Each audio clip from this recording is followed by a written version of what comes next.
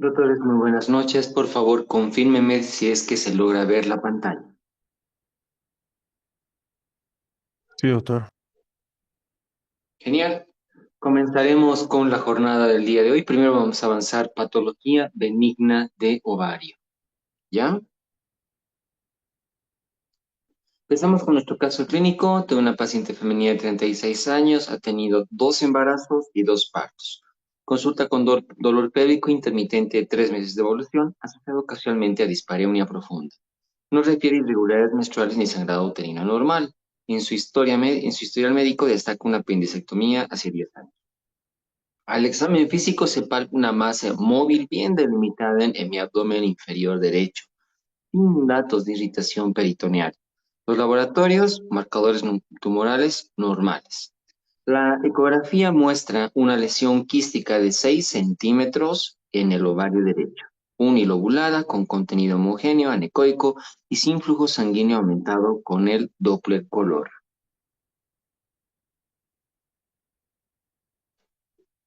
Debido a la arquitectura del ovario y a la múltiple cantidad de tejidos que se tienen, es de que podemos también tener mucha patología ovárica. Más sin embargo, de toda la patología propia del ovario, hay que reconocer que hay procesos hiperplásicos que estos no necesariamente son por una particularidad en el tejido del ovario, sino debido a alguna situación ajena. Entonces, no necesariamente es patología tumoral ovárica, pero porque desencadenan un problema en el ovario es de que se lo reconoce, ¿no? Tenemos la hiperplasia del estroma, es una patología en la cual hay un aumento del tamaño de la zona cortical que tiene el ovario. No repercute más que probablemente con trastornos hormonales. Luteoma del embarazo es una patología en la cual raramente se crea un quiste por falta de regeneración del cuerpo lúteo y este crece más allá de lo normal, pero por lo general no tiene connotación patológica mayor. Luego tenemos el edema masivo del ovario, un crecimiento de prácticamente todas las células por alguna situación inflamatoria. Los quistes foliculares simples, estos son debidos, que se llama, a una proliferación del tejido folicular sin que haya la ruptura del folículo para que se ocurra la ovulación, entonces aumenta el tamaño. Probablemente es uno de los más frecuentes y es bien cortita la literatura referente a esto. Tenemos el cuerpo amarillo quístico, que prácticamente es algo muy similar al cuerpo folicular, pero este sí hubo ovulación y aquí no hubo regeneración del cuerpo lúteo. Tenemos hiperreacción luteínica, esto es en casos de enfermedad trofoblástica gestacional. Ahí hemos visto los quistes tecaluteínicos que hasta pueden crecer muy grande y aquí hay efecto de gonadotrofina coriónica. Y tenemos absceso central del ovario, este último es de causa infecciosa. Para entender un tanto bien la patología tumoral ovárica, tendríamos que realizar un breve repaso embriológico, ¿ya? Más o menos en la quinta semana el ovario está delante de los intestinos, no está en la fosa ovárica primitiva y recorre el mesenterio dorsal para llegar recién a la fosa ovárica. De modo que muchas veces sin querer el ovario se puede llevar alguna de las células que no le correspondía para hacer el ovario, ¿no? Ah, más o menos esta es la implicancia para que entendamos alguno de los tumores que vamos a ver a continuación, obviamente dentro de lo benigno, ¿no? Entonces aquí podemos ver la clasificación de los tumores de ovario según la Organización Mundial de la Salud. Tenemos tumores de células germinales correspondientes al disgerminoma, al tumor del saco vitelino, al carcinoma embrionario, coriocarcinoma, los teratomas mixtos y el poliembrioma.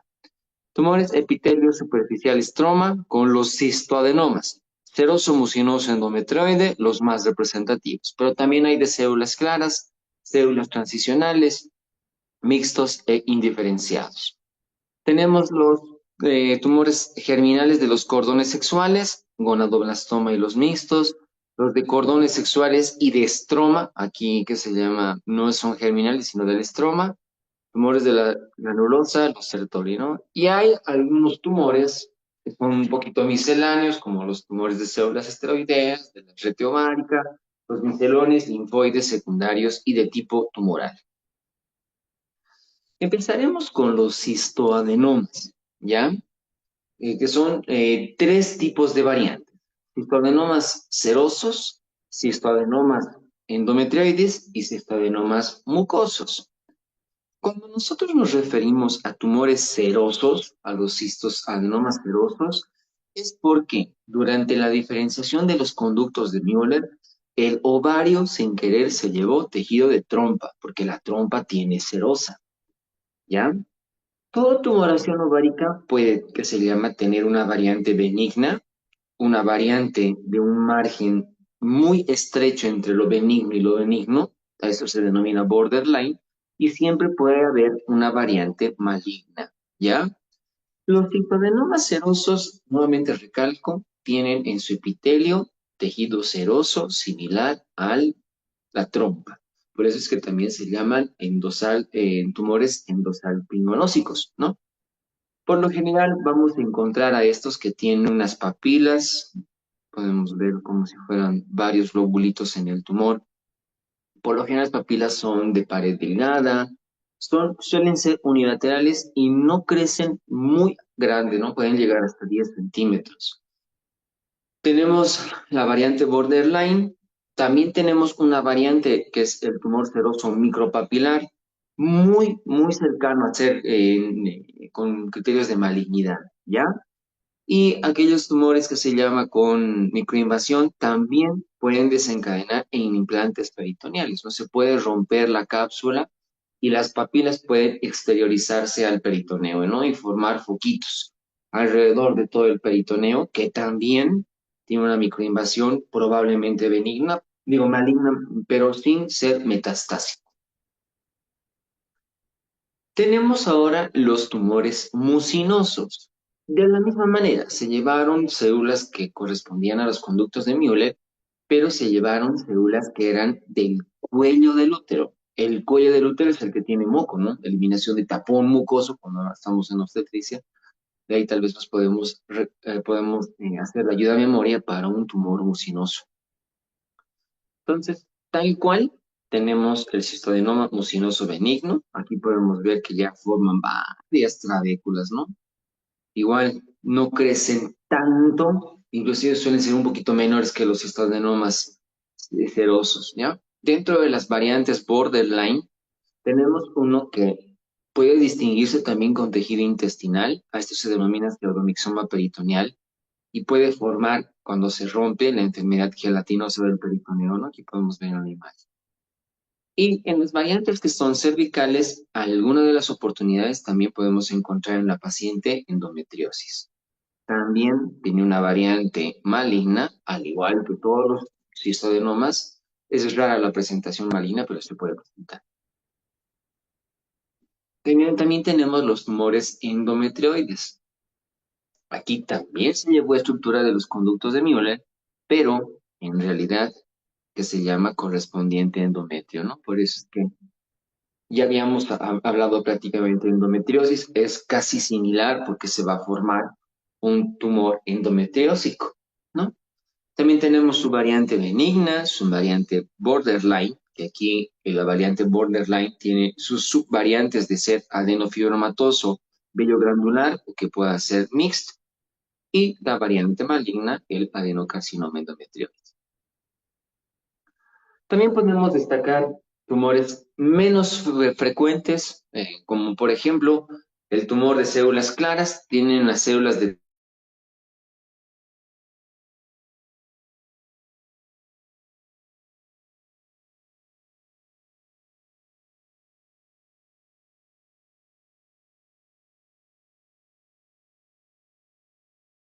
se denomina las células de Hoffney, ¿no? Son como tachuelas. También tenemos tumor de células claras, adenofibromatosos de tipo borderline. ¿No escucharon? Se cortó el inicio, doctor, cuando hablaba de células claras, perdón. Ya, perdón, ¿ahora me escuchan bien?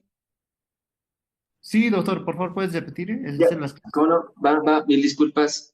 Tenemos otros tipos de tumores del epitelio estroma. que son un tanto infrecuentes, ¿ya? Pero vamos a citarlos de nuevo. Tenemos los tumores de células claras. Aquí hay unas de célula tipo Obnile. ¿Qué significan las células de tipo Obnile?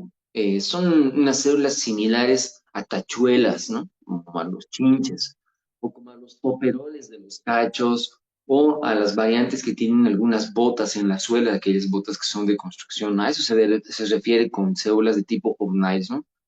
También tenemos la variante borderline de las células claras y tenemos la variante de adenocarcinoma maligna, ¿no? Que en su composición pueden ser presentantes de citoqueratina, EMA, CD15, CA, 125 y alfa-fetoproteína.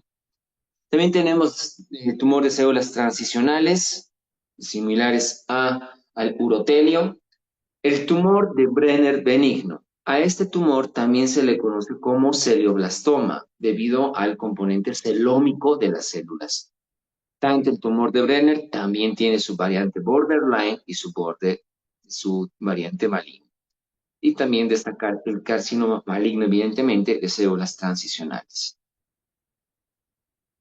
Los tumores benignos de ovario van a tener una sintomatología, ¿no? Por lo general, pueden haber sensación de plenitud, esto es, se comprime los intestinos, puede haber distensión abdominal. El dolor será característico mucho más cuanto más grande es la patología ovárica. Hablando propiamente nuevamente de los síntomas compresivos, vamos a encontrar sintomatología urinaria, si comprime hacia el lado anterior, síntomas gastrointestinales si es posterior o los laterales, y hasta inclusive puede comprimir uréteres.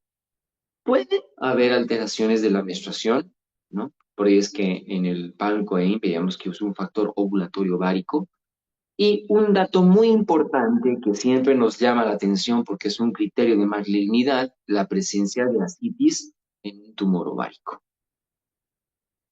Tener en cuenta también que hay tumores que pueden tener connotación hormonal. Algunos puedan ser feminizantes, por lo tanto vamos a presentar pseudopubertad precoz, una madurez sexual adelantada y también una menopausia adelantada.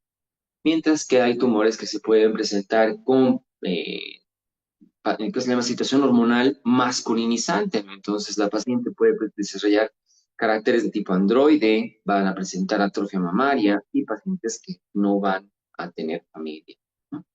Cabe recalcar para este último detalle, toda patología tumoral en la cual hayan células masculinas en el cuerpo femenino es altamente potencialmente cancerígeno, ¿ya? Un detalle muy importante. Entonces, para más o menos determinar qué tipo de patología puede ser entre benigna y malignidad, vamos a hacer unos criterios, ¿no? La edad, mientras más cercana a la menopausia, mayor el riesgo de malignidad. Mientras el crecimiento sea mayor, más grande, más tendencia a la malignidad. La presencia de ascitis, malignidad. Si se encuentra fijado, si hace que se llama adherencias, criterio de malignidad. Si la superficie es irregular, malignidad, ¿no? Consistencia igual, irregular, malignidad. Y si obviamente se disemina, son criterios de malignidad para un tumor ovárico. Ante todo tumor ovárico, y especialmente en factores de riesgo, siempre deberíamos solicitar marcadores tumorales. De todos los que vemos a continuación en la diapositiva, el CA 125 es el más importante de toditos. Es el que siempre deberíamos pedir. Pero por variantes tumorales, que se llama, también podemos solicitar proteína epididal humana, SEA, carcinoma antígeno embrionario, alfa-fetoproteína, SEA 2729, gonadotrofina coriónica y lactato deshidrogenasa, ¿no? Nos pueden orientar para otros tipos de tumores muy infrecuentes, pero también sirven. Dentro de los estudios de imagenología, el básico, siempre el primero, la ecografía. La ecografía nos puede dar un parámetro muy importante en función al tamaño, vasculatura, especialmente cuando se aplica Doppler. Pero probablemente mientras más grande es la patología, tanto la resonancia magnética como la tomografía siempre son alternativas muy importantes para el estudio de una patología ovárica. Vamos a desglosar también porque en la literatura, en su texto, el capítulo está un poquito mezclado, ¿no? Entre patología benigna y maligna. Entonces, vamos a desglosar algunos tumores que son igual infrecuentes, pero se pueden presentar no necesariamente de patología maligna, ¿ya? Tenemos los tumores de células germinales, citar al disgerminoma, ¿ya? Podemos citar al tumor del seno endodérmico, el cual tiene en su componente tejido reticular, los cuerpos de Schiller-Duval, tejido Paz positivo, patrón polivesicular y hasta inclusive un poco de tejido hepatoide, ¿no? Pareciera como si fuera hígado. Los carcinomas, tanto embrionarios como ováricos, patología maligna. Poliombroma, igual una patología maligna que por lo general es por remanente de tejido embrionario.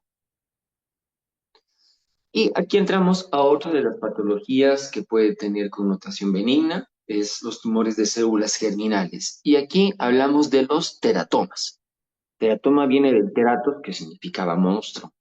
Y cuando les había comentado que el ovario tiene que puede migrar desde un lugar que no le correspondía al recién el ovario, sin querer se puede llevar las tres hojas embrionarias, ¿no? Entonces, células de ectodermo, endodermo y mesodermo. Por eso es que forma un teratoma. Los teratomas pueden ser benignos, ¿ya? Los quísticos, por lo general se forma un quiste dermoide, ¿por qué? Porque bien podemos ver acá en el tumor, hay la presencia de tejido adiposo, puede haber la presencia de piel, puede haber la presencia de hueso, dientes, cabello, tejido nervioso, tejido tío, puede componerse de todo un teratoma, ¿ya? Por eso es que está en función a las tres hojas embrionarias.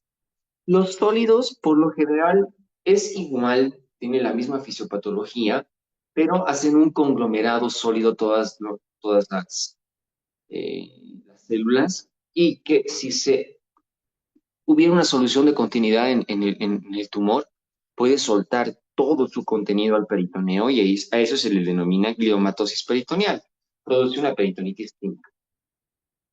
También tenemos los tumores monodérmicos, que por lo general se compone de una sola de las tres hojas embrionarias. El estroma ovárico se refiere a un teratoma, pero principalmente está compuesto de tejido tiroideo. Y hasta inclusive puede ser funcionante. Las pacientes pueden llegar a presentar datos de hipertiroidismo y también se asocia tonto con asitis. Tenemos las variantes malignas, tumor carcinoide, estroma carcinoide, tumores neuroectodérmicos y los teratomas inmaduros. Otros tumores infrecuentes del origen estromal y de los cordones sexuales por lo general son feminizantes. Estos van a presentar pseudopubertad precoz, van a tener madurez sexual más temprana, ¿ya? Pero también tenemos tumores de la granulosa que van a presentar los cuerpos de Kohl-Exner y se puede relacionar con unos síndromes muy infrecuentes como el síndrome de Maffucci, Li-Fraumeni y la enfermedad de Ollier. Y también tenemos los tumores de la granulosa extraováricos.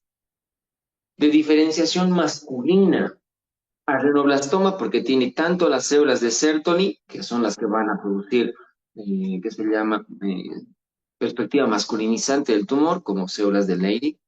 Tenemos los adenomas tubulares, que también tienen células de Sertoli, ¿ya? A estas, como les había comentado, si no lo detectamos temprano es cancerígeno potencialmente, pero si se trata, no pasaría mucho percance. También tenemos tumores netos de la célula de Leydig, por lo general van a presentar alteración con andrógenos, ¿ya? Ginandoblastoma tenemos que son una combinación de células de Sertoli, Leydig más granulosa del ovario, ¿no? Y el gonadoblastoma, que es igual una alteración de ese tipo de tumores. También tenemos los tumores del grupo fibromatecoma, ya aquí estamos dentro prácticamente del tejido ovárico.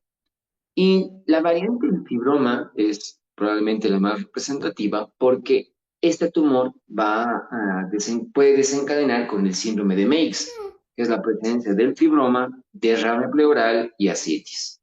Mientras que los del grupo tecoma son alteraciones, como su nombre lo dice, de la teca de las células del ovario. Proceso por lo generalmente benigno, sólido y tiene perspectiva feminizante.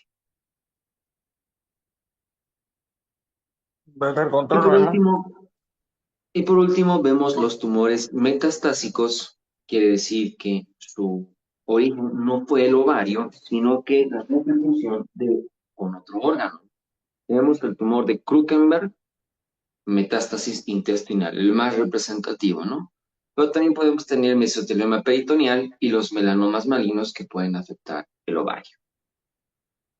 Con este pequeño resumen de patología ovárica benigna, empezaremos con las preguntitas. Ustedes ya conocen la hermenéutica. Citando nuevamente el caso de la paciente. Paciente de 36 años, dos partos, consulta por dolor pélvico intermitente, 3 meses de evolución, asociado ocasionalmente a dispareunia profunda. No refiere irregularidad menstrual ni sangrado anormal. En su historial médico destaca apenas una apendicectomía hace 10 años. Examen físico se palpa una masa móvil bien delimitada en el hemiabdomen inferior derecho, sin signos de irritación peritoneal. Marcadores tumorales normales. Y en la ecografía muestra una lesión quística de 6 centímetros en el ovario derecho, uniloculada, con contenido homogéneo, anecoico y sin flujo sanguíneo aumentado en el Doppler color. ¿Cuál es la conducta inicial más apropiada en este caso? Observación con ecografía seriada, terapia hormonal con anticonceptivos orales, laparoscopía exploratoria, aspiración del quiste o histerectomía y operectomía bilateral.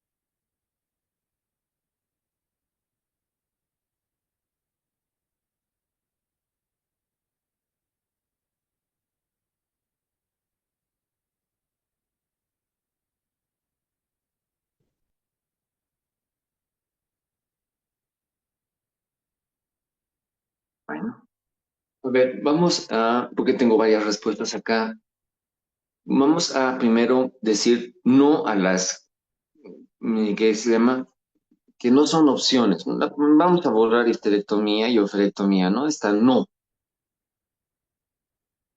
La paroscopía exploratoria de inmediato.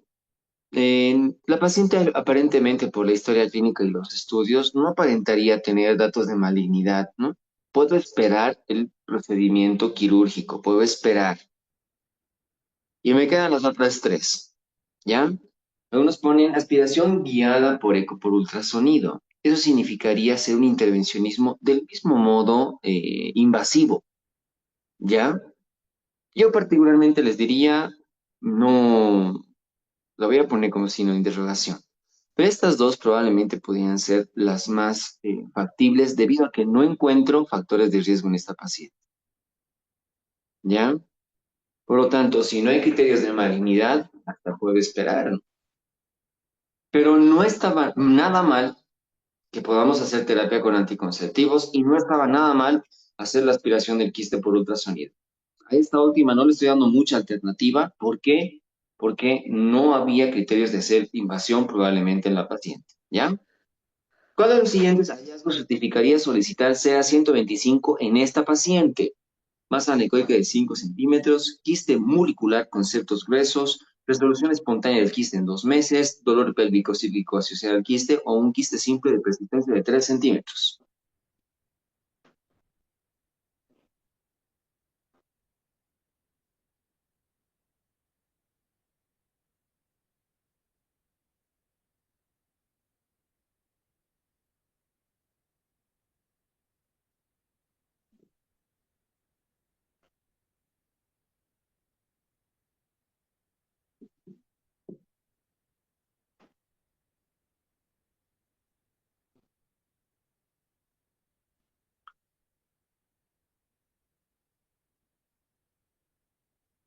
Lo que nos llama la atención para una característica que sea maligna, ¿no? O sospechosa más que todo, que haya multilocular, ¿no? Que se formen varios septos. Ese es el detalle para solicitar CA-125. ¿Qué tipo de quiste ovárico está más relacionado con el uso de terapia hormonal? quiste luteínico, quiste folicular, quiste seroso, endometrioma o teratoma maduro.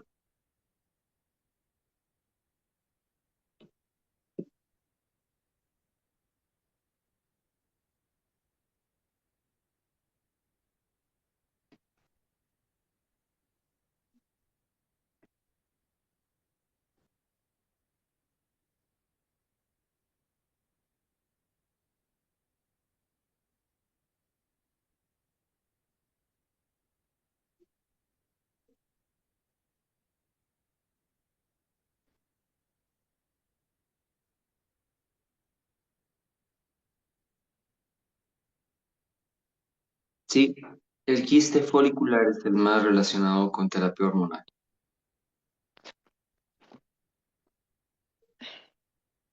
¿Cuál es la causa más común de quistes ováricos en mujeres premenopáusicas? Endometriosis, disfunción hormonal, neoplasias ováricas, procesos infecciosos o la torsión ovárica.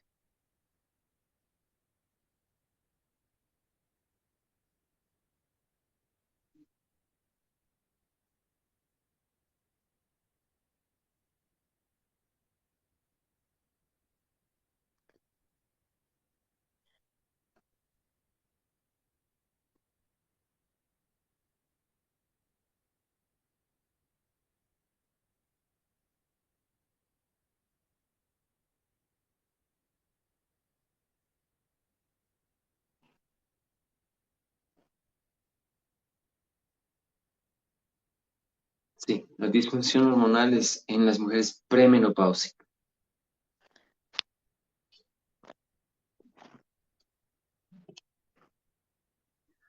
Uno de los siguientes es un proceso hiperplásico del ovario, luteoma del embarazo, cistoadenoma seroso, cistoadenoma mucinoso, cistoadenoma endometrioide o el TU de Brenner.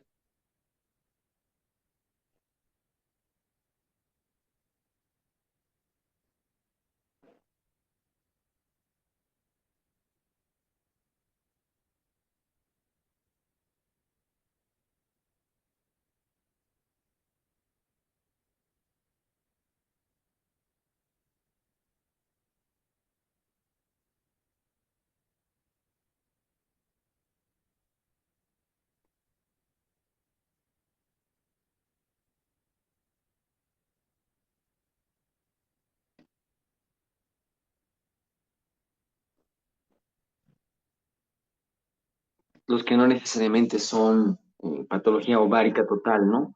Tenemos a la hiperplasia del estroma, luteoma del embarazo, edema masivo del ovario, quiste folicular, cuerpo amarillo quístico, hiperreacción luteínica y el absceso central del ovario. Aquí sí, la respuesta era A, luteoma del embarazo.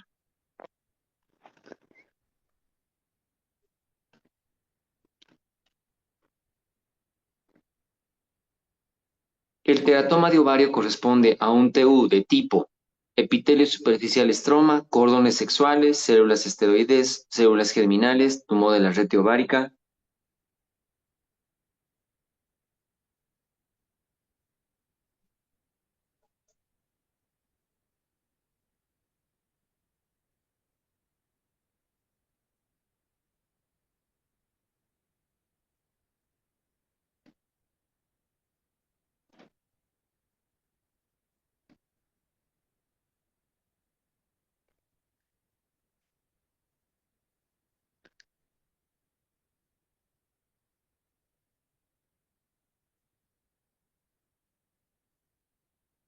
Dentro de las células germinales tenemos disgerminoma, saco vitelino, el carcinoma embrionario, el coriocarcinoma, el teratoma, los mixtos y el poliembrioma, ¿no?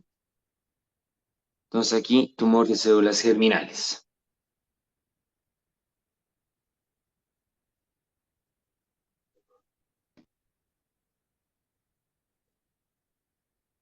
Los tumores de ovario que contienen epitelio tubárico son los siguientes: tumores serosos, tumores mucosos, tumores endometrioides, tumores de células claras y el tumor de Brenner.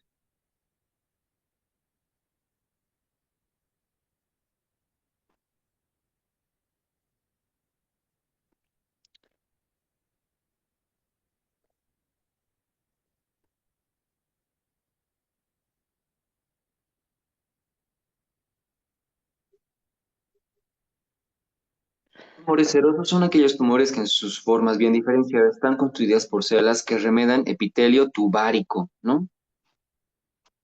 En eso consiste un tumor seroso.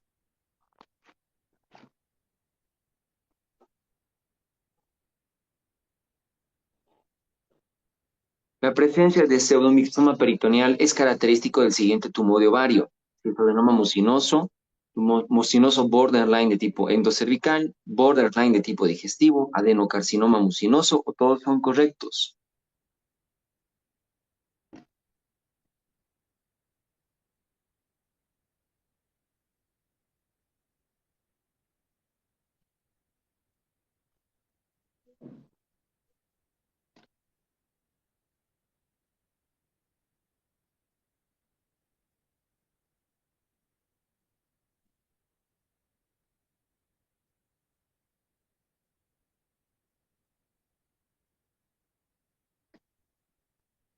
Aquí tenemos las diferencias entre los tumores mucinosos de tipo borderline, ¿no? El endocervical, frecuencia de 10 a 15, tres cavidades a lo mucho. Si hay bilateralidad, hay endometriosis papilares presentes y no hay pseudomixoma, ¿no? Mientras que en el tipo intestinal es más frecuente, tiene más cavidades, solo es unilateral, no hay endometriosis, no hay papilas y este sí se asocia con pseudomixoma peritoneal. Entonces es de tipo digestivo.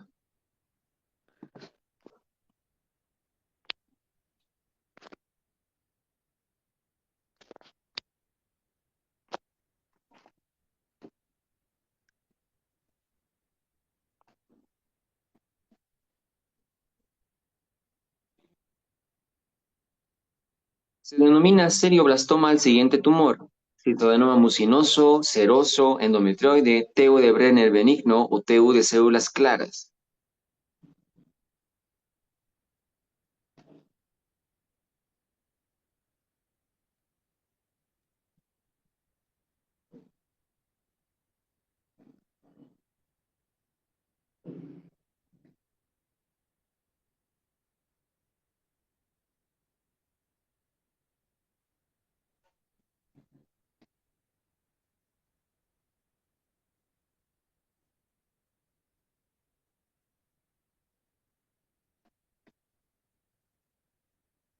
Tumor de Brenner benigno. Se caracteriza porque están constituidos por células de nidos celulares que semejantes a los nidos de Walter, ¿no? Se trata de pequeñas imaginaciones sólidas de celotelio peritoneal, observadas habitualmente sobre la superficie de la trompa.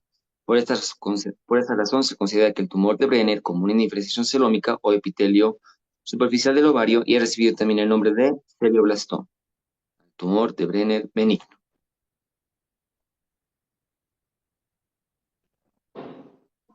Uno de los siguientes síntomas locales es sinónimo de malignidad de un TU ovárico: distensión abdominal, dolor, trastornos menstruales, compresión visceral o ascitis.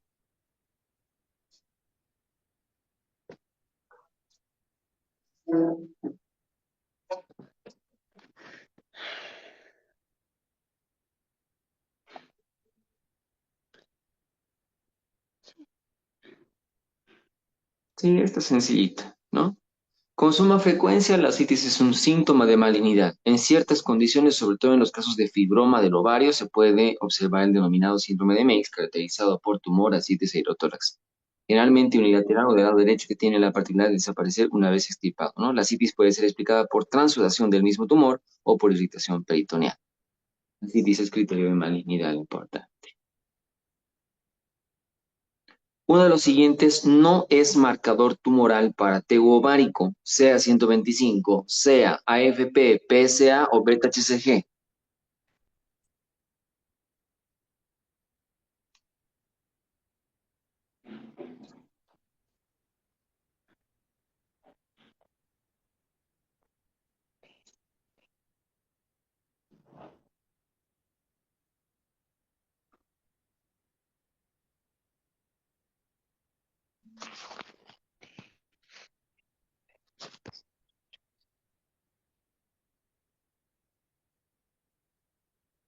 Aquí tenemos lo que podemos solicitar, ¿no? CA 125, proteína epididal humana, CA, AFP, CA 2729, beta HCG y lactato de deshidrogenasa.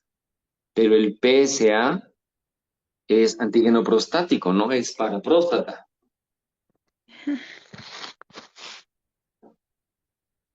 La presencia de los cuerpos de Schiller-Duval y alfa-fetoproteína elevada es característico del siguiente TU ovárico: disgerminoma, TU de seno endodérmico, carcinoma embrionario, teratoma o todos son correctos.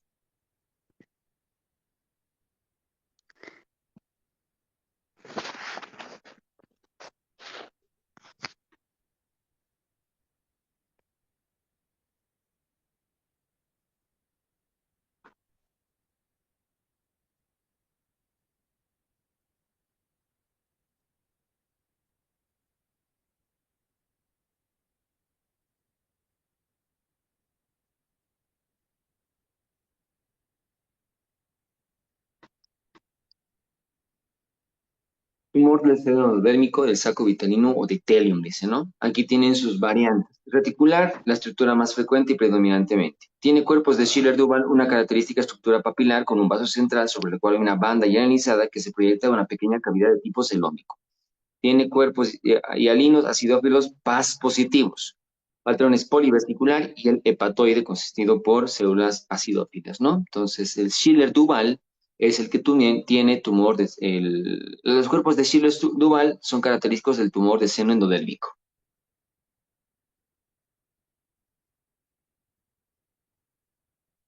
El tumor que tiene los componentes de las tres capas germinales es disgerminoma, tumor de seno endodérmico, carcinoma embrionario, teratoma, o todos son correctos.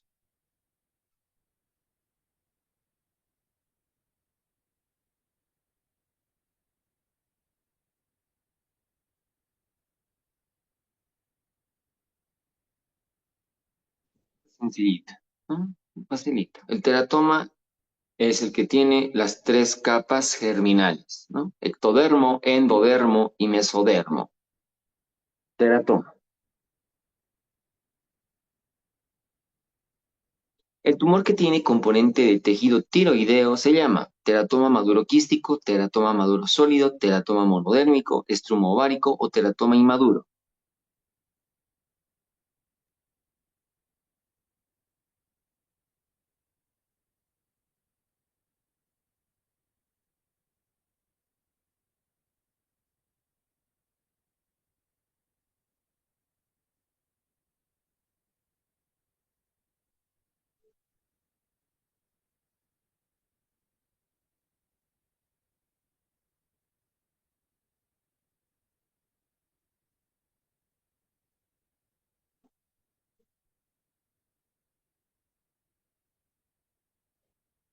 Estrumo ovárico. El estrumo ovárico es un teratoma monodermal o altamente especializado en el cual el tejido tiroideo bien diferenciado constituye más de la mitad del tumor, ¿no? El estroma que tiene características macroscópicas histológicas del tejido glandular tiroideo es un tumor benigno, sin embargo, ellos pueden confundir con un tumor maligno y demás, ¿no? Entonces aquí, estrumo ovárico, tumor tiroideo.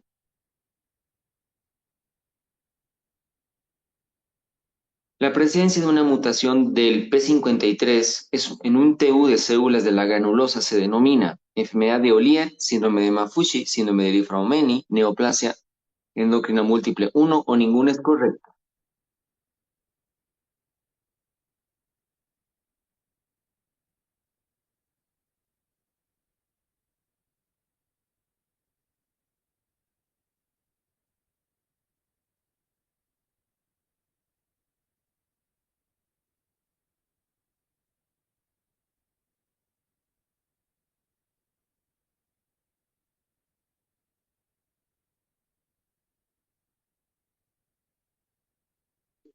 La variante juvenil se puede asociar con la enfermedad de Ollier en condromatosis múltiple o con el síndrome de Maffucci, discondroplasia, y con el síndrome de Maffucci, perdón, y con el síndrome de Li-Fraumeni, ¿no? En el cual se presenta una tumorogénesis exacerbada condicionada por la persistencia de la mutación, la existencia, perdón, del P53. Se desarrollan distintas neoplasias malignas, como sarcomas, tumores y demás. Y es la enfermedad de Li-Fraumeni para el P53.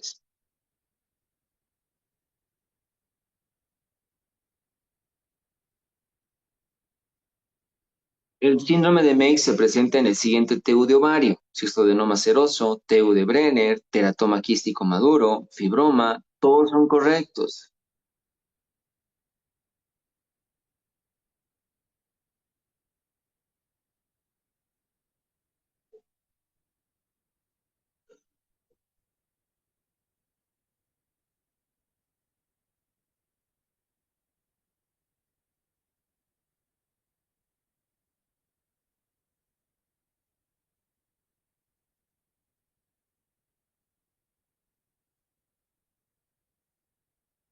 El fibroma es el tumor sólido benigno más frecuente del ovario. Puede llegar a formar una masa voluminosa y acompañarse de ascitis y derrame pleural, llamado síndrome de Meigs. Entonces, es fibroma.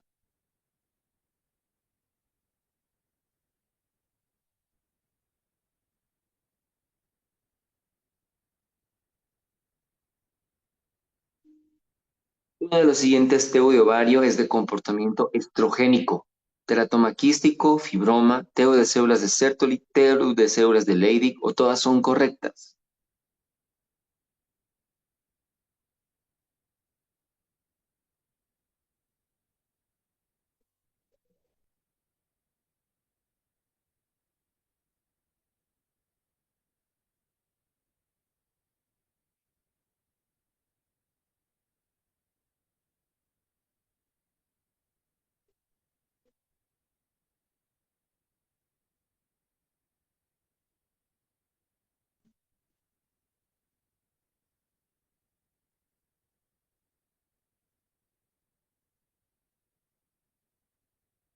Tumor de células de Sertoli. Corresponde al también denominado adenoma tubular PIC o adenoblastoma tubular. Es un tumor sólido amarillento de diámetro variable constituido por células tubulares bien diferenciadas revestidas por epitelio cúbico o cilíndricas.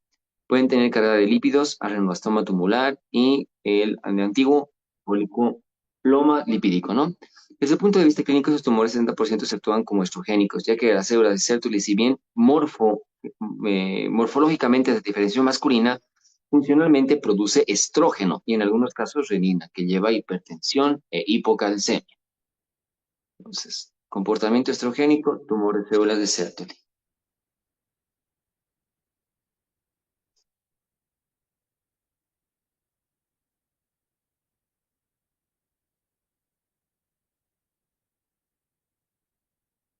El tumor de ovario que combina las células de Sertoli y de Leydig se llama ginandroblastoma, gonadoblastoma, tumor de la red ovárica, tecoma del ovario, o todas son correctas.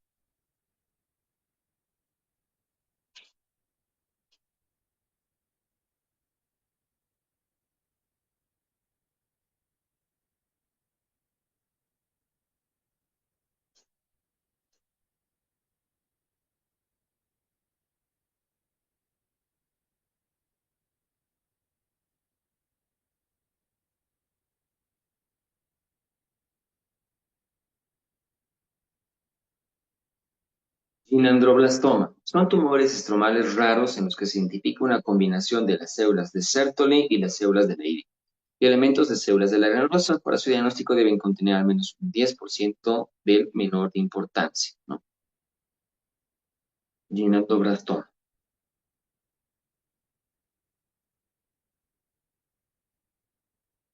El tubo ovario que se presenta con disgenesia gonadal es ginandroblastoma, gonadoblastoma, tumor de la red ovárica, tecoma del ovario, o todas son correctas.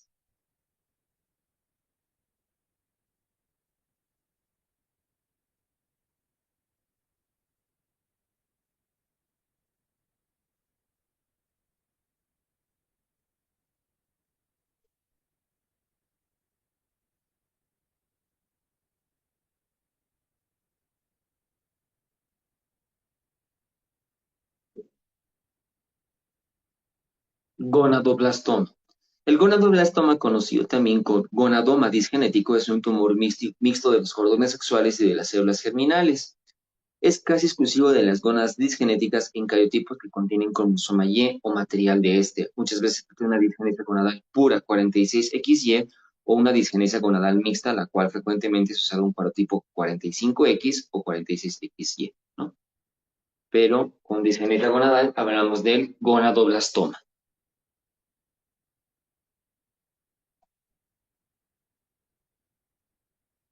El tueo de ovario que presenta por metástasis de un tumor intestinal se denomina TEU de Krukenberg, mesoteloma, melanoma, fibrosarcoma o ninguno de los anteriores.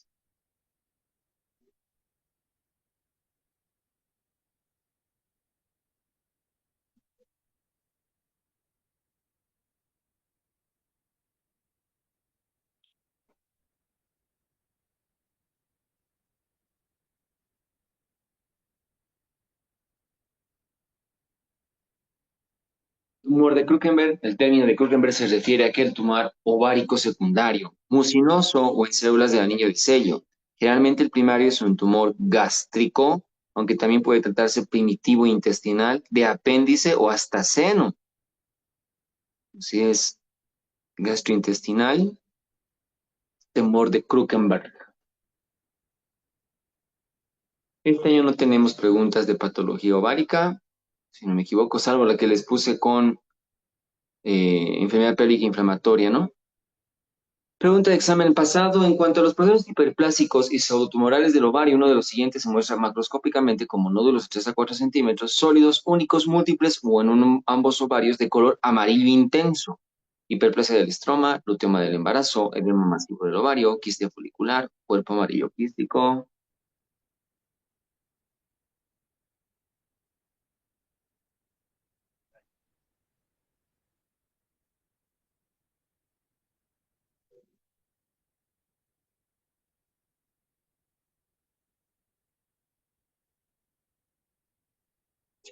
La respuesta era B, luteoma del embarazo. Los tumores benignos de ovario, fibroma, se asocian en algunos casos, peritonitis, asitis y derrame pleural, leiomioma, nódulos de diámetro variable o una superficie externa y lisa.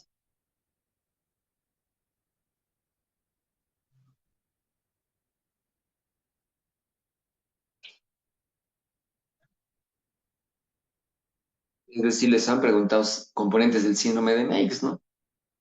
Que es asitis y derrame pleural.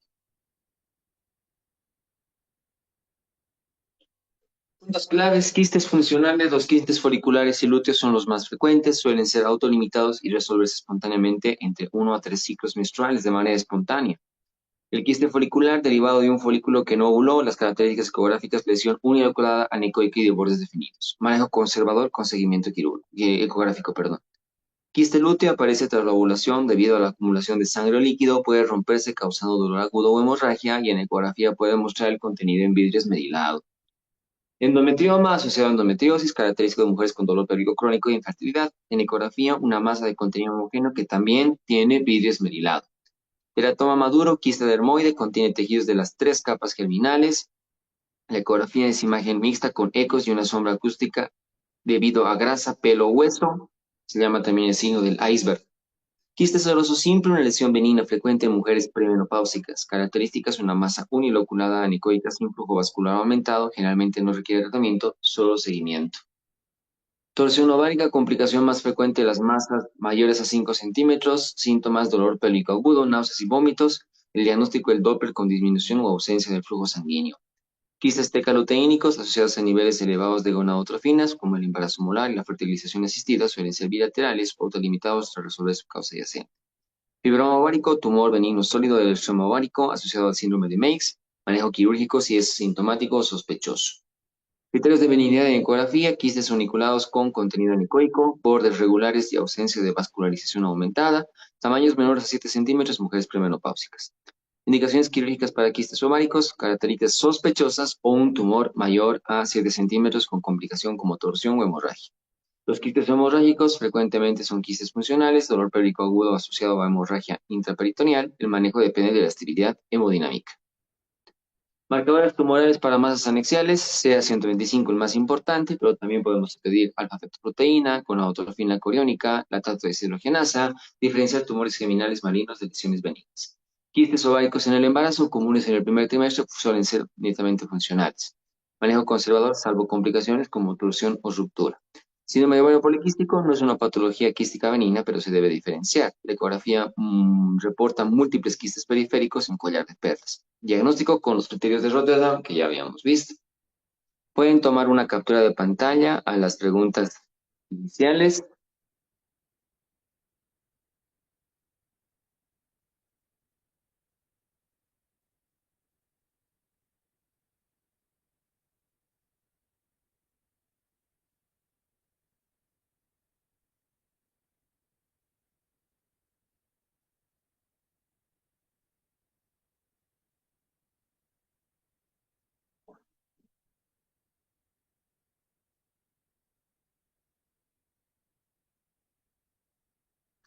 Saquen una captura de pantalla a esta segunda página.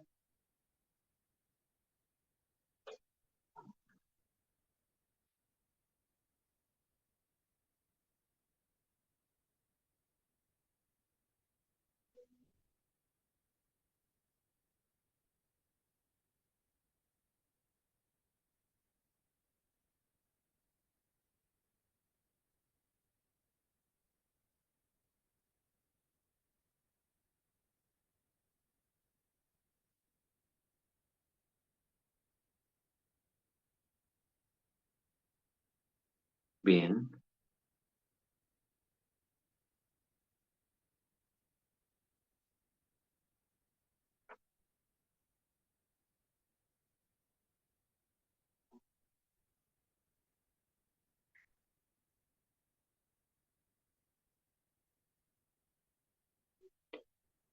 Estoy leyendo sus solicitudes, doctores. Voy a hablar con la administración para que les pasen, ¿sí? Tengan cuidado de ese detalle.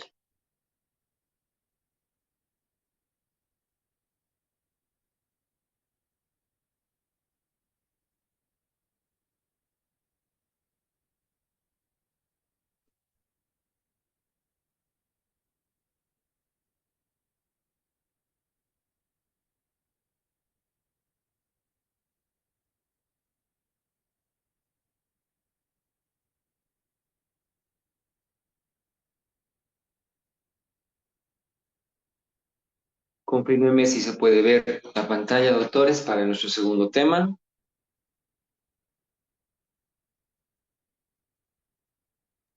¿Qué ve, doctor? Comenzaremos con este segundo tema. Ya estamos entrando a lo último, doctores, en ginecología. Terminaremos prácticamente con patología benigna del seno. Caso clínico, mujer de 34 años acude a la consulta recibiendo una masa en la mama izquierda. Se notó desde hace 2 meses durante la exploración. No presenta dolor asociado ni descarga del pezón. Niega antecedentes Sí, que familiares, el uso de anticonceptivos orales o traumatismos recientes. Examen físico, se palpa una masa móvil bien delimitada y de consistencia firme en el cuadrante superexterno de la mama izquierda, de aproximadamente 2 centímetros de diámetro. La piel subyacente está intacta, sin retracción ni cambios en la coloración. No se palpan adenopatías axilares. En imagenología se realiza una ecografía mamaria que reporta una lesión sólida hipoecóica con bordes bien definidos, sin aumento de la vascularización en el Doppler. Tenemos que tener en cuenta que, al igual que el ovario, el seno es un tejido que contiene, digo, el seno es un tejido un órgano que contiene múltiples tejidos. Y dependiendo de su característica, se pueden presentar igual alteraciones y patologías que pueden afligir a la paciente, ¿no? Entonces, el médico siempre tiene que estar familiarizado con estos detalles. Y uno de estos detalles también está en función nuevamente de la embriología. Tenemos las líneas mamarias, ¿no?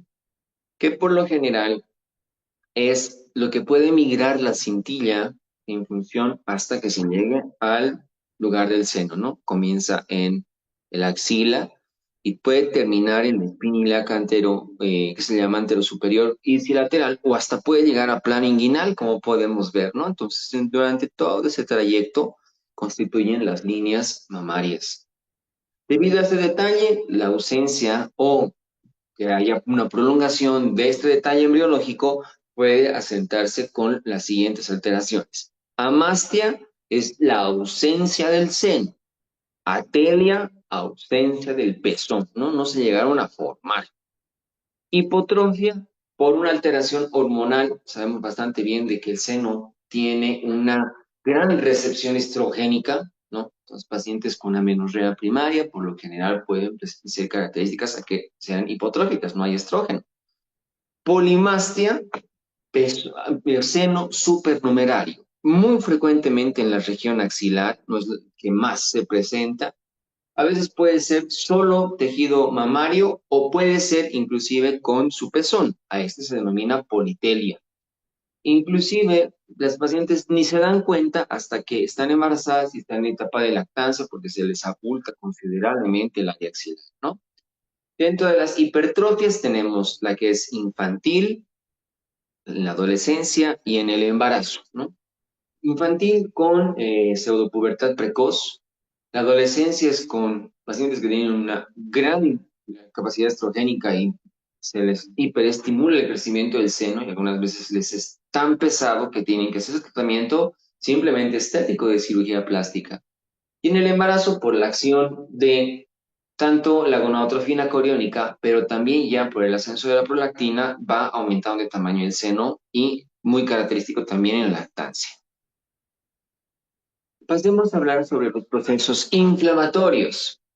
Tenemos algunos específicos, como ser la mastitis aguda, que por lo general es debido a la lactancia materna, ¿no? Ya habíamos visto en el tema de lactancia y del puerperio patológico que el estafilococo aureus, algunos estreptococos y algunos neumococos que sean del tracto respiratorio superior del producto pueden infectar la glándula mamaria, que la puerta de entrada siempre es un sector de erosión, una grieta. Ingresa la bacteria y puede, que se llama, provocar una inflamación y que si esta no se revierte, puede llegar a inclusive absceso. Tenemos tres tipos de abscesos: subareolar, debajo de la areola; intraglandular, los que están, que se llama en función al ya los conductos y los alvéolos mamarios, y tenemos también el retromamario que se forma detrás como una forma canalicular, ¿no? A este se denomina en botón de camisa. Va a presentar además la paciente síntomas agudos, dolor, eritema, calor, rubor, tratamiento por lo general con antibiótico terapia y que se llama, además, si hay casos de absceso, hacer drenaje. La bibliografía en GORI no sugiere interrumpir la lactancia salvo que haya absceso, pero no interrumpirla, sino posponerla hasta que el seno esté sano. Dentro de los medicamentos que se utilizan para inhibir la lactancia por algún motivo importante, los más representativos son bromocriptina y la carbegolina. También tenemos mastitis crónicas, infecciones que pueden ser mucho más prolongadas. Dentro de estas mastitis crónicas también tenemos que citar a la tuberculosis mamaria. Muy rara, pero es la que da cronicidad. Tenemos también la galactoforitis, ¿ya? Aquí hay una ectasia del conducto galactóforo, ¿no? Eso quiere decir que es una patología casi microscópica, entre comillas. Y el conducto galactóforo se tapa porque se dilató su extremo distal, ingresó el contenido sebáceo de la piel o del tejido piloso y lo tapó, ¿no? Entonces, por eso es que se produce una dilatación importante.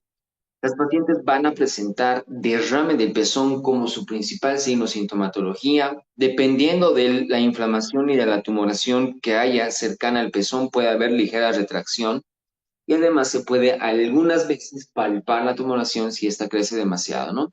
Por eso vamos a ponerle como si fuera un mocho dentro del pezón, perdón, por eso es que se le denomina también comedomastitis, ¿no? Porque si se apretara puede salir ese tejido y esa secreción. Para el diagnóstico de las galactoforitis, por lo general vamos a hacer en función a la mamografía y a la citología, ¿ya?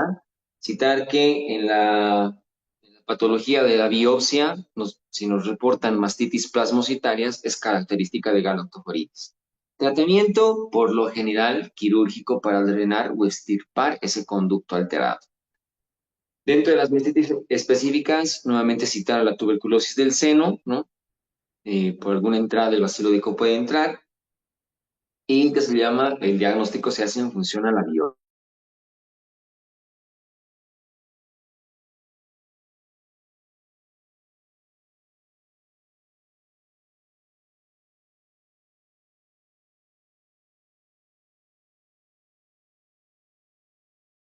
hematoma se puede necrosar y formar la necrobiosis adiposa, ¿no?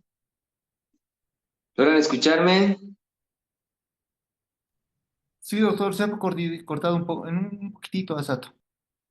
A ver, ahora sí, pero sí, ¿verdad? Ahora sí se escucha, Doc. Y Sí, doctor. empezaré de nuevo, ¿no? Dentro de las mastitis específicas tenemos, se llama a la tuberculosis del seno, diagnóstico, biopsia. La necrobiosis adiposa es una patología que es secundaria por lo general a un traumatismo. El tejido mamario es tan leal, tan noble, que un golpe puede producir un hematoma y este hematoma deriva en una zona necrótica, ¿ya? Por lo general los pacientes van a presentar un nódulo, a veces doloroso, puede no ser tan grande, y el diagnóstico es en función a la mamografía, ¿no? Aquí podemos ver cómo se observa bastante bien esto. También ya tenemos patología netamente tumoral. Aquí citamos a la principal patología tumoral benigna del seno, especialmente en etapa reproductiva de la mujer, que es el fibroadenoma. Fibroadenoma tiene dos variantes, la juvenil y la múltiple, ¿no? Ambas, más sin embargo, en etapa reproductiva y joven, solo de que la variante juvenil por lo general es única y la variante múltiple, cercana más a la adultez, es la presencia de varios conglomerados de fibroadenomas, ¿no?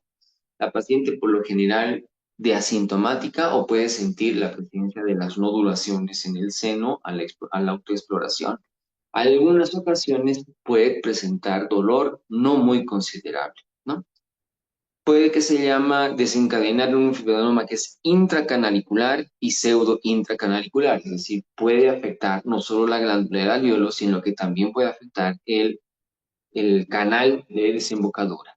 Diagnóstico y tratamiento quirúrgico, biopsia escisional. Cuando referimos a biopsia escisional, quiere decir sacar todo.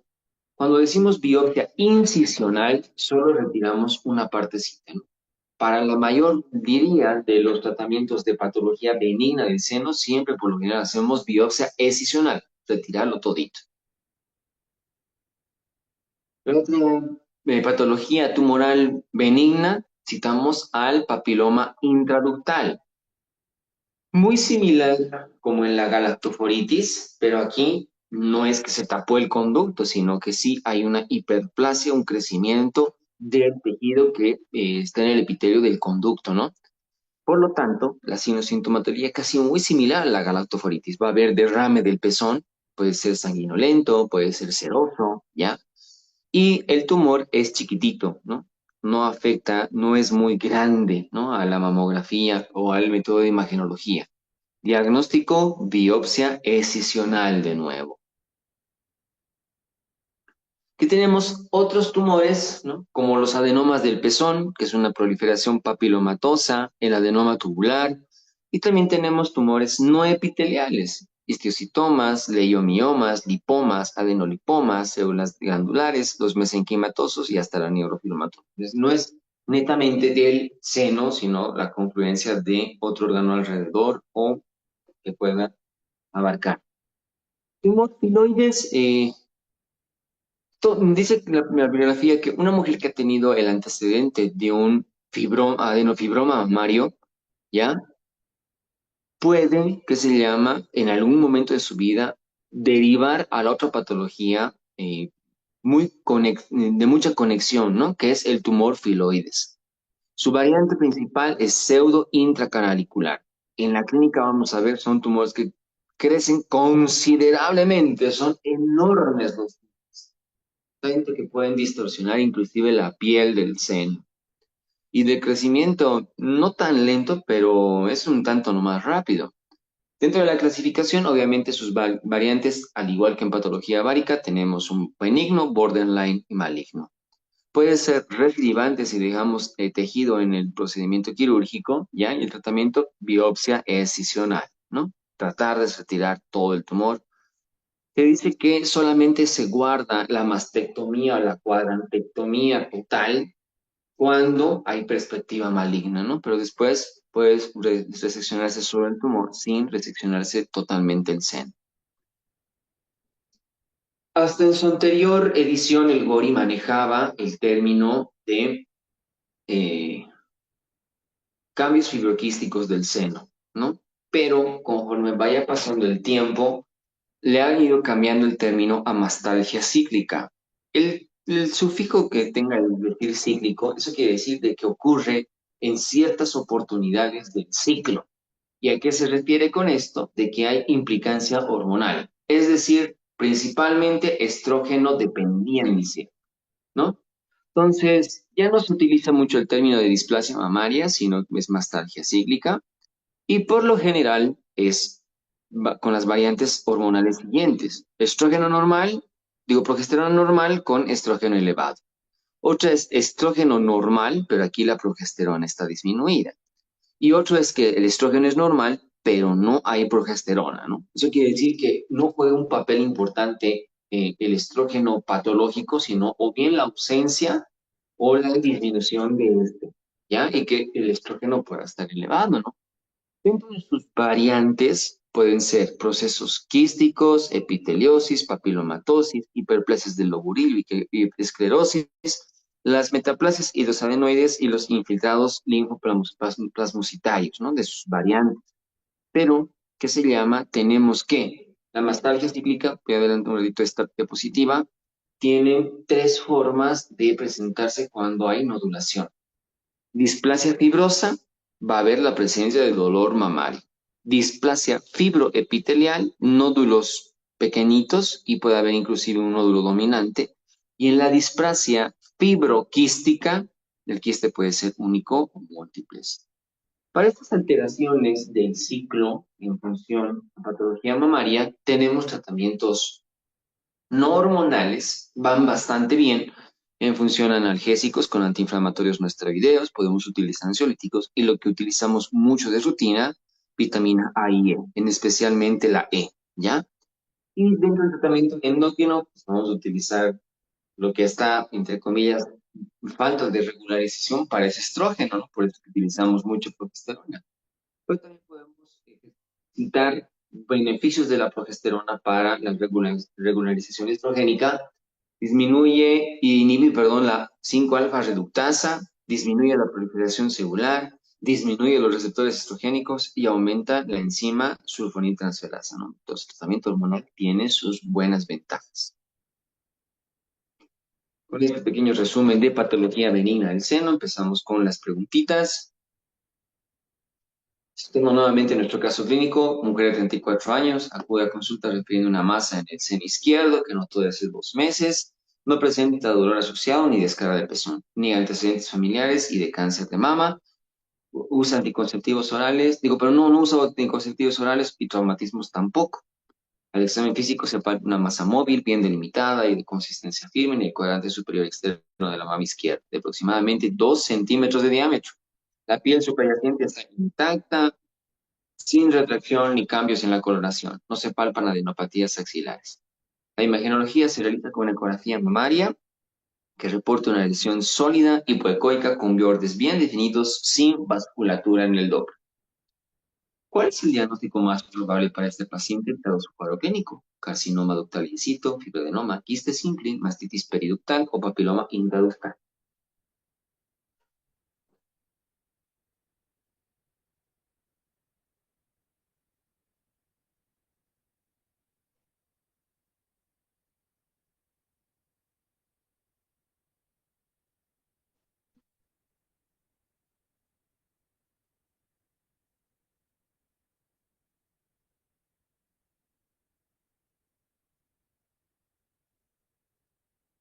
La paciente es joven y nos dice que además no hay derrame ni otras alteraciones en la piel, ¿no? Por lo tanto, lo más frecuente, fibroadenoma. ¿Cuál es la mejor opción de manejo inicial para un fibroadenoma asintomático en una mujer joven? Mastectomía parcial, vigilancia clínica y ecográfica, terapia hormonal, radioterapia, quimioterapia.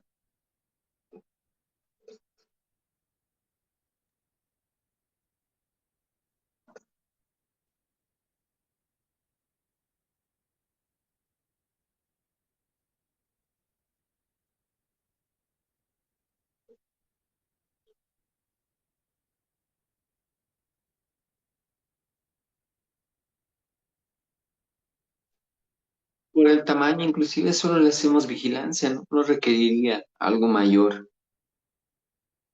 ¿Cuál de los siguientes es un factor de riesgo para el desarrollo de fibroadenomas? Edad mayor a 50 años, historia de carcinoma mamario previo, uso de terapia hormonal en la menopausia, historia de menarca temprana o nulliparidad.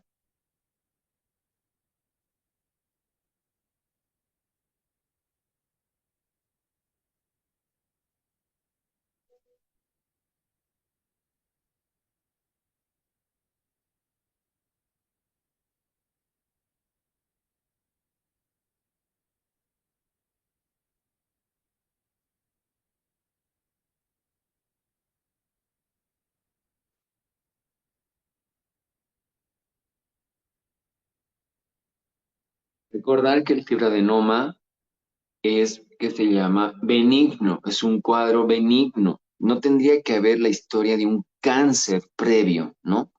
Entonces, por eso es que uno de los factores es historia de menarca temprana. Para muchos estaban colocando la nulliparidad, no sería mala la respuesta, ¿ya? No sería mala la respuesta, pero la historia de menarca temprana es un factor de riesgo importante para fibra de fibroadenomas.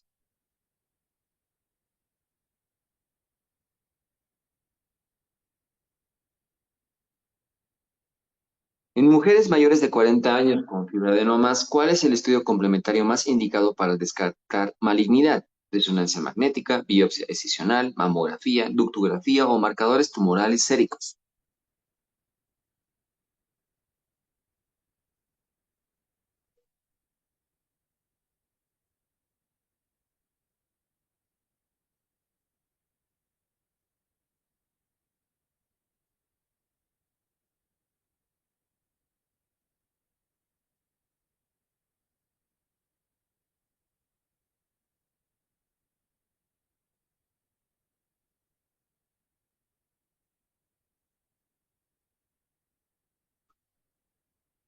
En esta pregunta hay una variante importante, ¿ya?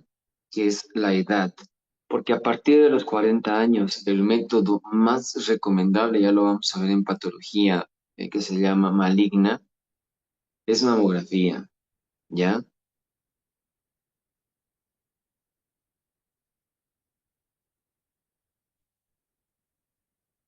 Lo primero que siempre solicitamos a partir de 40 años, mamografía, ¿ya?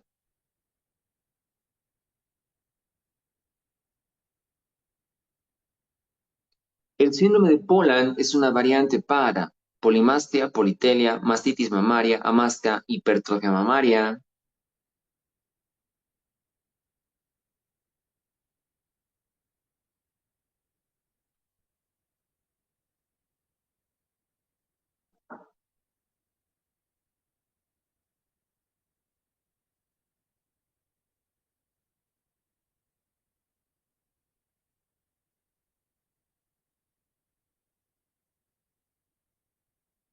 Más que no es la ausencia del seno por agenesia. El síndrome de Poland es una enfermedad de carácter congénito y poco común, al cual se ve afectar el desarrollo muscular. Su nombre, en honor a Alfred Poland, quien fue el primero a investigarla clínicamente en 1841, se caracteriza por una hipoplasia o aplasia de diversos grupos musculares, por ejemplo, el pectoral mayor, el pectoral menor y además, ¿no? Además de no haber tejido mamario. Entonces, el síndrome de Poland es una variante de la amastia.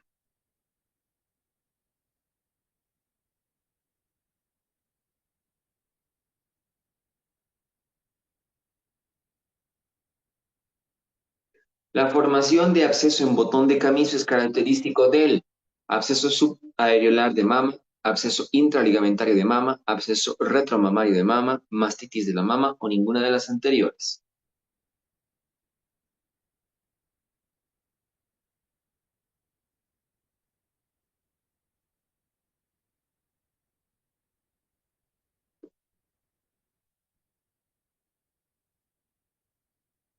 Bueno, facilita.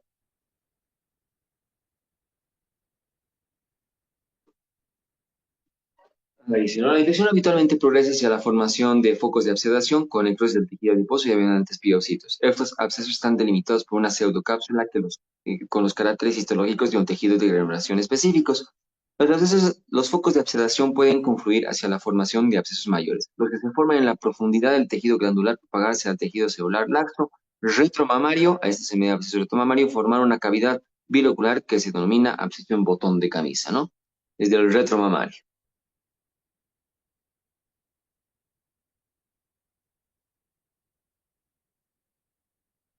Los medicamentos para la supresión de la lactancia en caso de mastitis son bromocriptina, tamoxifeno, carvedilol. Ahí se son correctos o todas son correctas.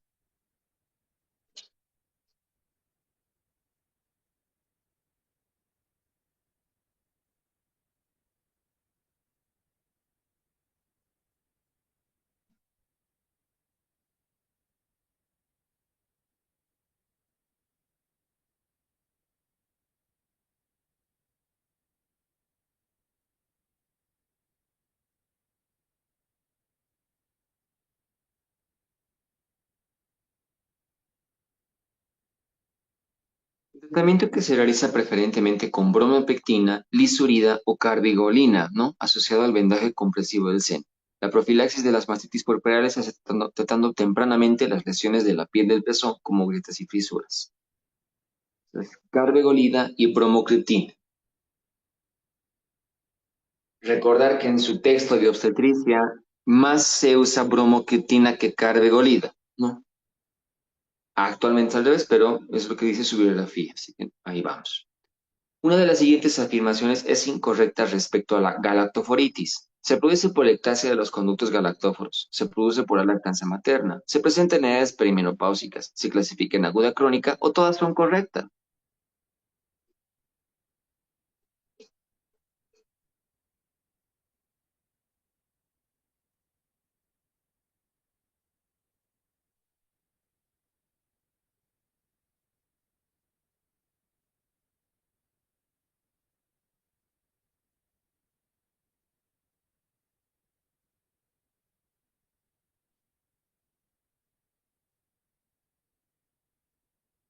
Galactoforitis aguda y crónica. Este proceso es generalmente secundario en ectasia de los conductos galactóforos, pero no tiene relación con la lactancia, no, para nada. Clínicamente puede presentarse en forma aguda o crónica dependiendo del tiempo de evolución y sin sintomatología. El pasaje de la forma aguda a la cronicidad no solo depende del tiempo de evolución, sino parcialmente de la intensidad de las manifestaciones clínicas y las experiencias de un mastólogo entrenado. Entonces, no es por la lactancia la galactoforitis.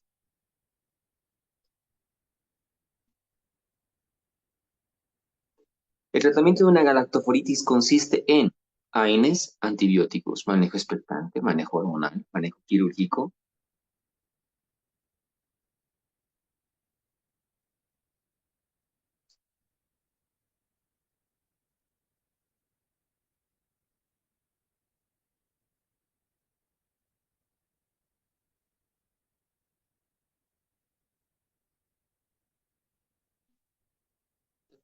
La indicación quirúrgica surge a partir del criterio diagnóstico, así como de la necesidad terapéutica. Debe realizarse la extirpación de los conductos afectados, como la mayoría de las pacientes sintomáticas son perimenopáusicas o menopáusicas. La propuesta quirúrgica empleada en estos casos de la galactoforitis total de los conductos galactóforos terminales. Entonces, aquí el tratamiento es quirúrgico en la galactoforitis.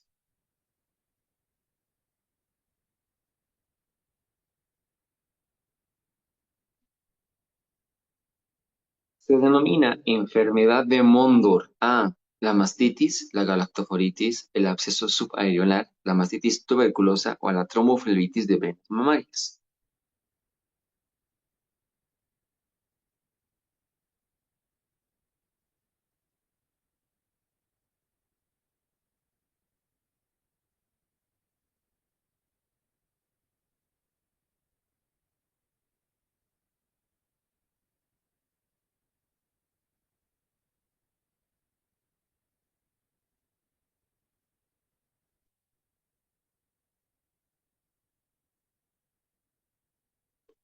Tromboflebitis de las venas superficiales. Se denomina también enfermedad de Mondor, quien fue el que la describió en 1939. Se ha atribuido al traumatismo, aunque cuando la mayoría de los casos de las pacientes no hacen referencias a él.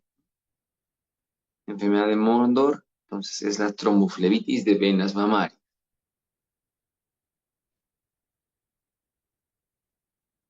El traumatismo mamario es un factor de riesgo para presentar mastitis, galactoforitis, necrobiosis adiposa, mastitis tuberculosa o tromboflebitis de venas mamarias.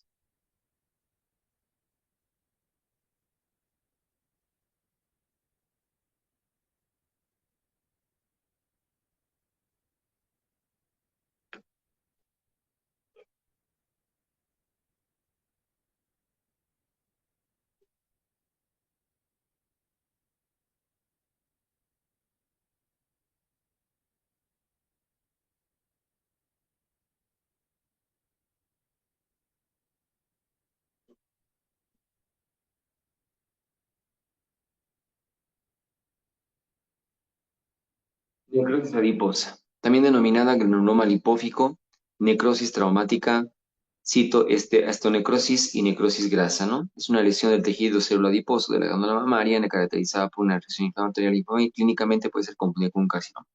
La causa más común, el traumatismo. Antecede muchas veces a las pacientes, no mencionan en la anamnesis, otras veces se trata de un traumatismo quirúrgico y hasta inclusive en la radioterapia.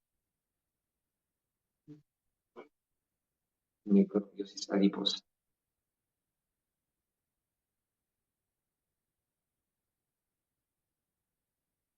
El tumor de Ewing es una variante juvenil del la mastitis, la galactoforitis, la necrosis adiposa, el fibroadenoma mamario o la tromboflebitis de venas mamarias.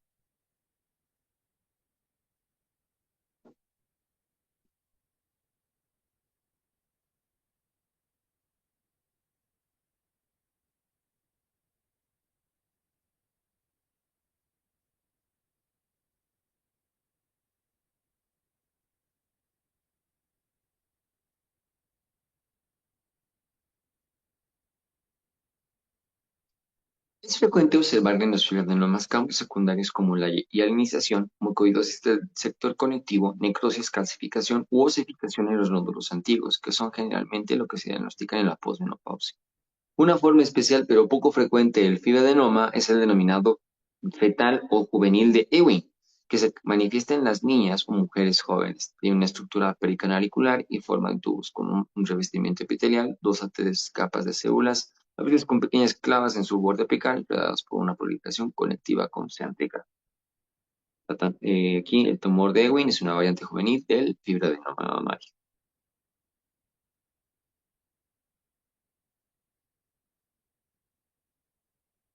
El síntoma más frecuente del papiloma intraductal es derrame del pezón, dolor mamario, retracción del pezón, alzas térmicas o todas son correctas.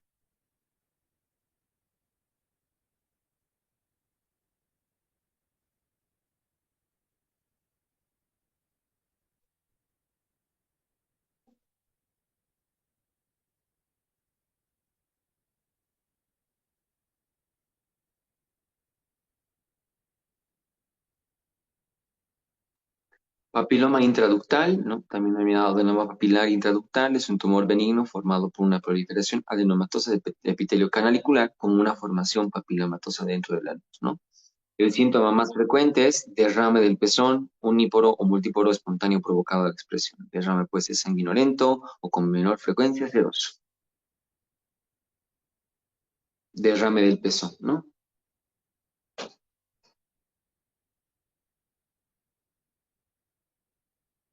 El tumor piloides es una variante de la mastitis, galactoforitis, necrosis adiposa, fiebre de mamario, tromboflebitis de venas mamarias.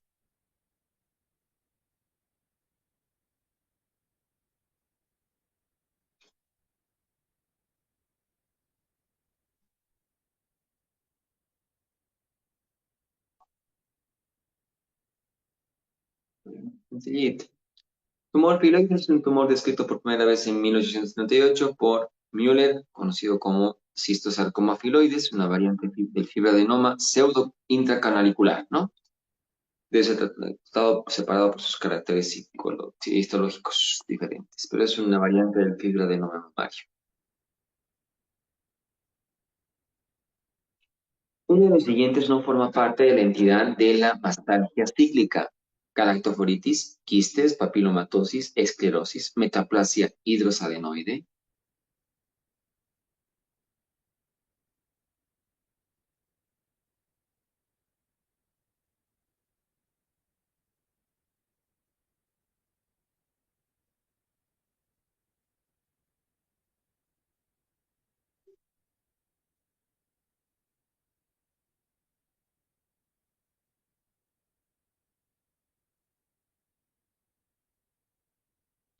El proceso puede entenderse si se analiza la descripción histopatológica de las displasias mamarias. Se describen habitualmente en esta entidad la presencia de quistes, proceso de epiteliosis, papilomatosis displásica, hiperplasia del ovulillo, esclerosis o fibrosis, metaplasia hidrosadenoide o infiltrado linfoplasmocitario. Pero la galactoforitis no, ¿no?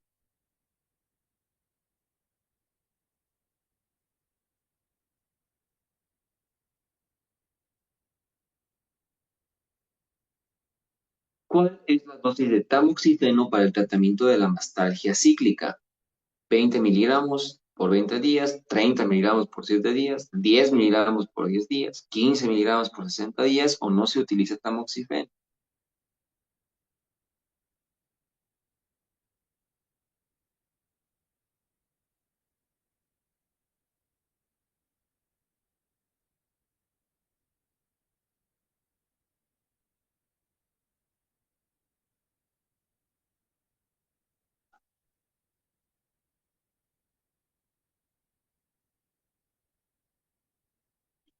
El tamoxifeno sería el producto de elección porque actúa sobre la génesis de la mastalgia cíclica. Se utiliza una dosis de 10 miligramos día por 10 días.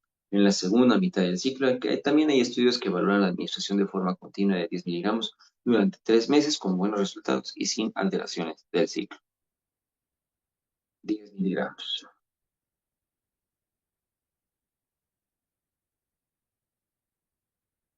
Una de las siguientes no es un nódulo displásico del seno. Displasia fibrosa, displasia fibroepitelial, displasia fibroquística, displasia fibrolipoidea, o todas son correctas.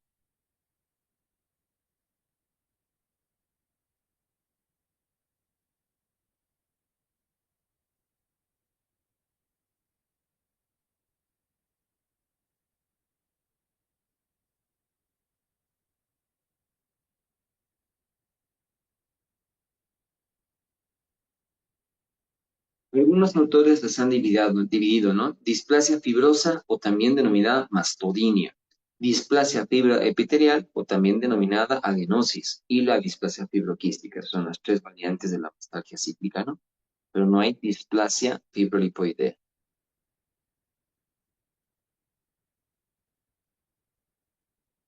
¿Cuál de las siguientes vitaminas se administra en la mastalgia cíclica? Vitamina A, vitamina B, vitamina E. A y B son correctas, A y C son correctas.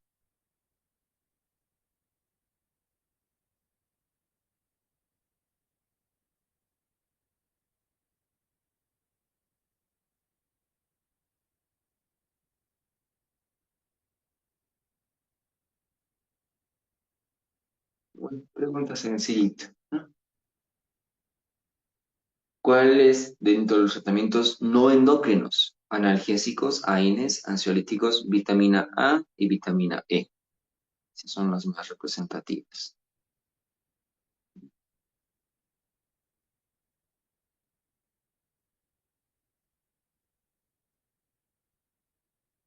Preguntas de exámenes anteriores.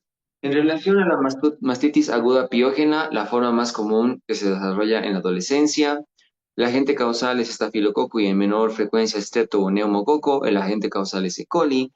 Cuando la infección determina un absceso superficial, se denomina absceso en botón de camisa. En caso de abscesos, el tratamiento debe ser médico con antibióticos de amplio espectro.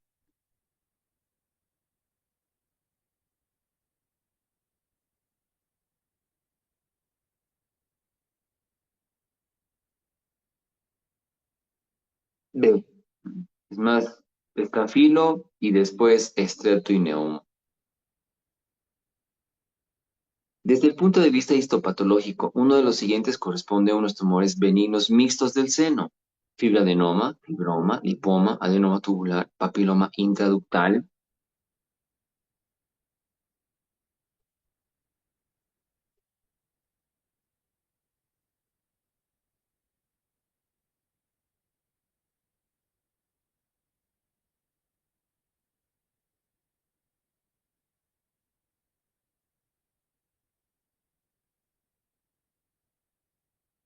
Tiene componente fibroso, tiene componente adenomatoso, benigno, el más frecuente, fibroadenoma.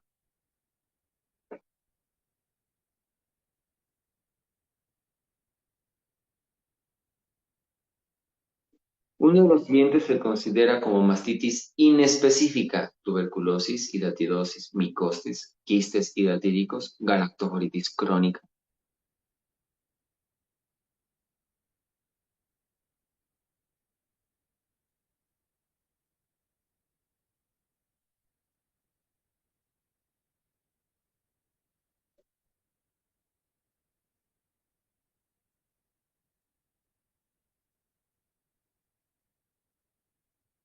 Galactoforitis crónica.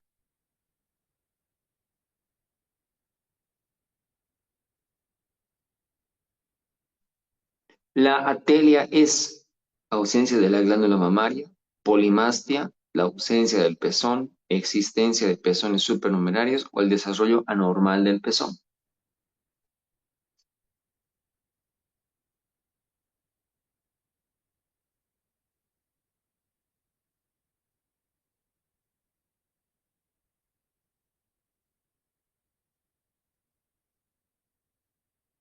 La ausencia del pezón, ¿no? Atelia.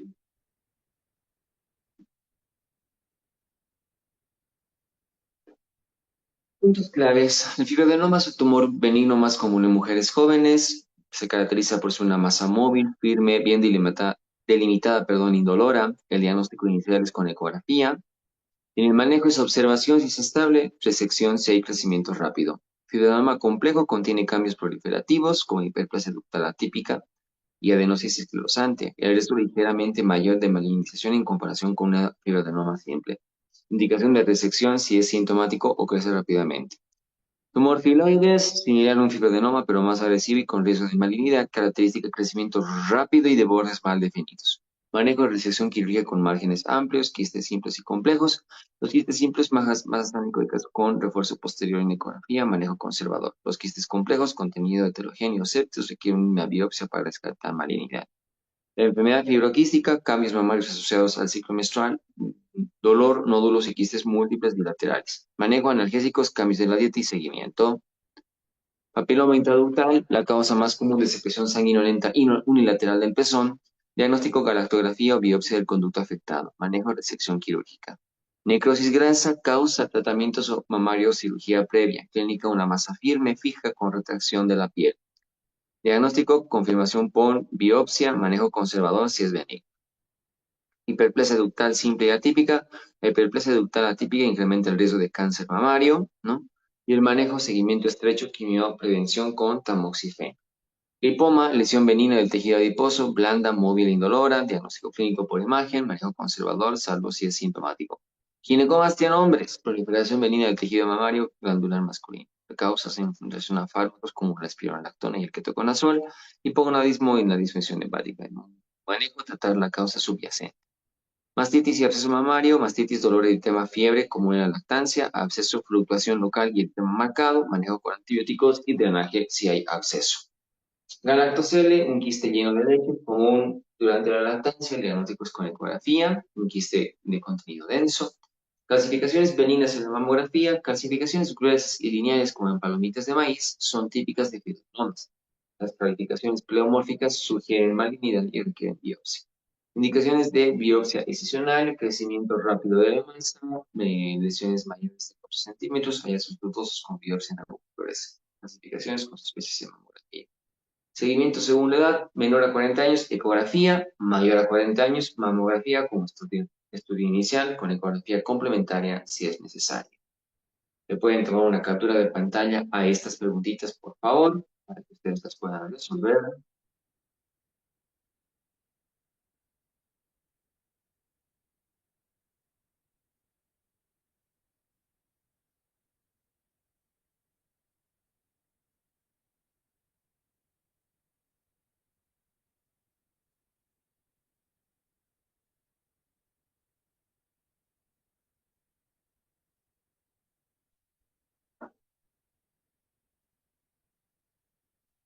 Vamos a pasar a la segunda página.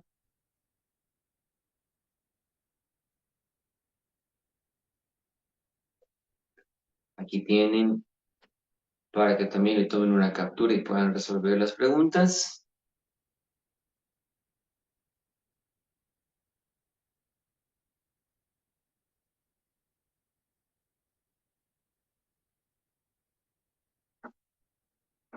Mientras van sacando, aquí ya va una preguntita que dice, ¿a qué se debe la politelia? Defecto embrionario, en el cual el tejido mamario por las cintillas mamarias, por las líneas, va más allá y se forma un pezón más.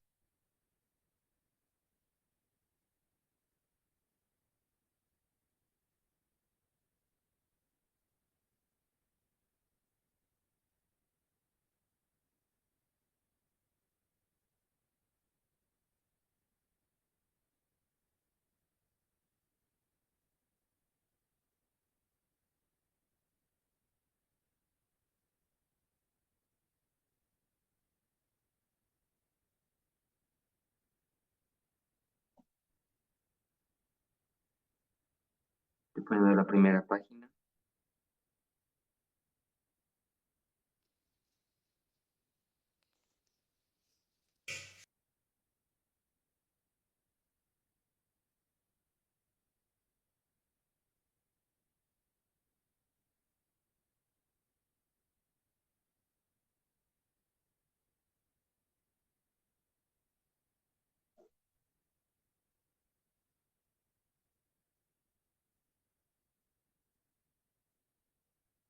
Entonces, disculpe, el sábado según que vamos a llevar a clase de pediatría, en el caso de ginecología, eh, la hora de sus clases de pediatría son las mismas que pasamos en ginecología, es decir, 7:30 de la noche, los sábados.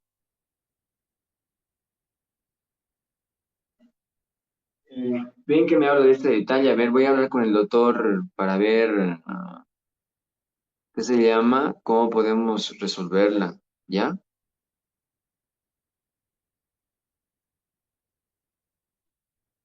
Les comunico hasta el día jueves, por favor. Bueno, hasta el día viernes, perdón.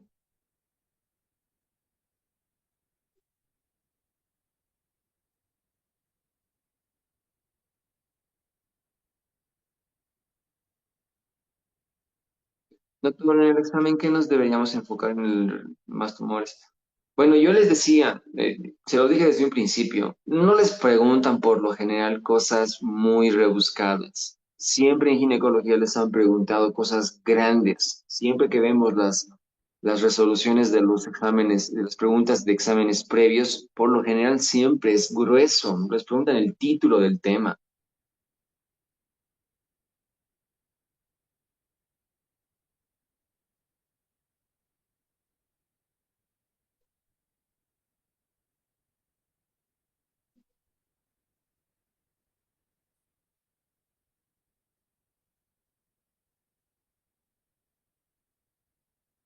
Creo que no hay más preguntas, doctores, ¿ya? Nos vemos el día viernes de manera inicial y ahí además les confirmo para las que teníamos pendientes. ¿Ya? Tengan muy buena noche, cuídense mucho y nos vemos el día viernes.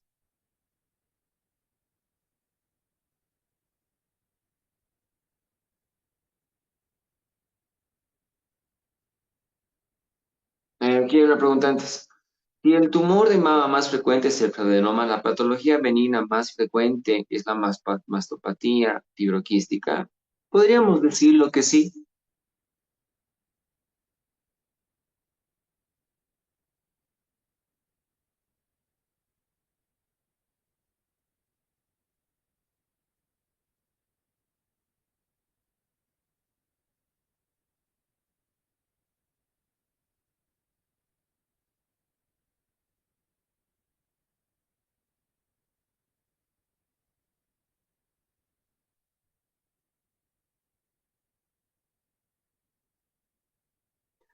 Doctor, buenas noches. En el cronograma decía que pasamos domingos. Sí, yo lo sé, pero en un principio les dije, es un error mío solamente de un día, siempre pasamos sábado.